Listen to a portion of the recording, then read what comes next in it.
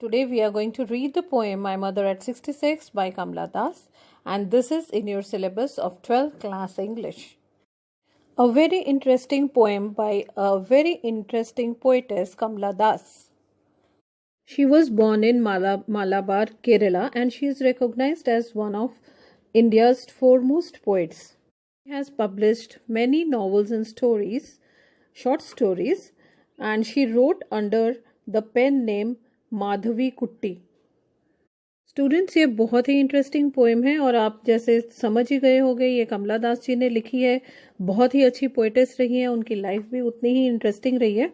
तो अगर आप उनकी लाइफ के बारे में पढ़ना चाहते हैं, आप इंटरनेट पे जाइए और एक बहुत ही इंटरेस्टिंग लाइफ के बारे में आपको पता चलेगा। Let's start the poem my mother at 66। Driving from my parents home to Cochin last Friday morning I saw my mother beside me. यहाँ पे एक डॉटर और एक मदर के बारे में कहा गया है। पोइटेस कह रही हैं कि जब वो अपने पेरेंट्स के घर से कोचीन जा रही थी, फ्राइडे मॉर्निंग की बात है, तो उन्होंने अपनी मदर को देखा जो उनके पास ही थी और उनकी गाड़ी में बैठी हुई थी। Open mouthed, her face ashen like that of a corpse, and realized with pain that she was as old as she looked, but soon the thought away and यहाँ पे पोइटेस ये कहना चाह रही है कि उसकी मदर जो है वो सो रही हैं, means dose means sleeping. Open mouth, उनका मुंह भी खुला हुआ है और उनका फेस कैसे लग रहा है, राख की तरह लग रहा है। एशन मीन्स राख की तरह, like that of a corpse, और वो लाश की तरह पड़ी हुई है।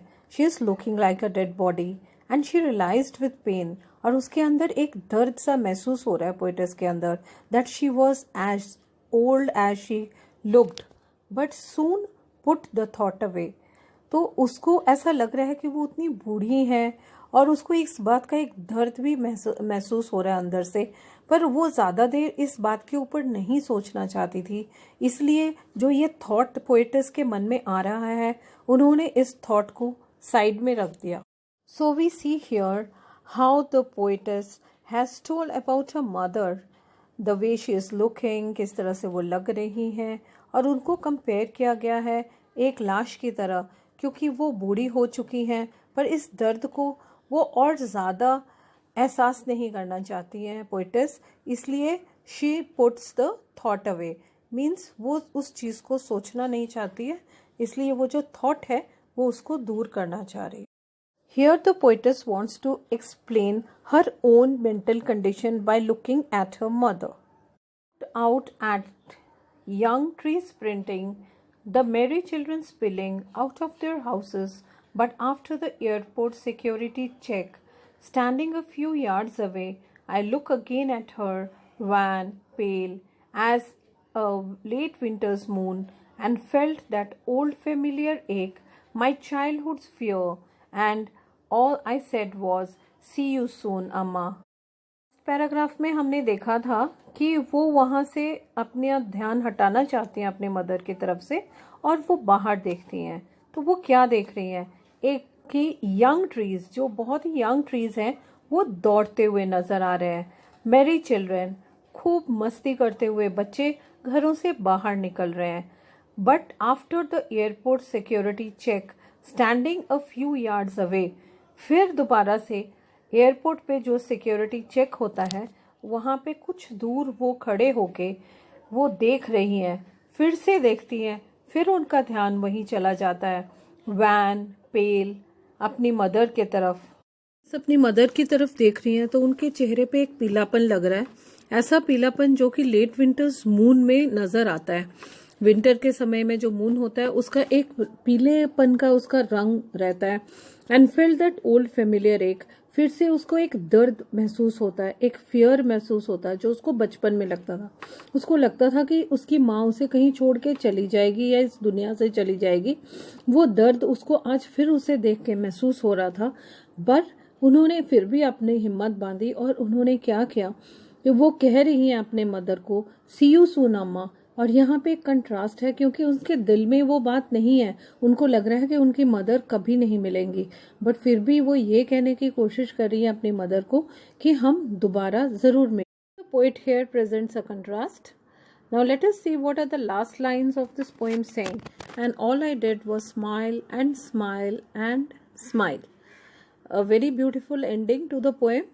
The poet is feeling that she is going to lose her mother and her body is not in a condition that she will live long.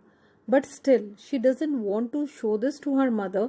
So when she goes to the airport to the security check, what she does, she tells her that she would see her soon, and her face was smiling. And what she does, only smile and smile and smile. So now let us see some of the word meanings. Doze means taking a nap, matlab sona. Ashen means pale. पेल का मतलब है पीलापन. Corpus means एक लाश, dead body. Van का मतलब है dim, मतलब धुंधला सा या वीक, मतलब ये कमजोरी का प्रतीक है wan. Pale again is dull, इसमें भी एक पीलापन सा होता है, या कलरलेस जिसको हम कह सकते हैं, जिसमें कुछ ज्यादा कलर ना हो. स्पिलिंग मीन्स बाहर निकल के भागना, दैट इज स्पिलिंग.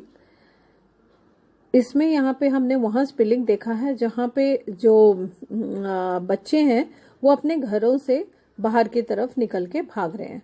और स्प्रिंटिंग का मतलब है दौड़ना, और यहाँ स्प्रिंटिंग पोएम में हमने वहाँ देखा है जहाँ पे ट्रीज के बारे में कहा गया है.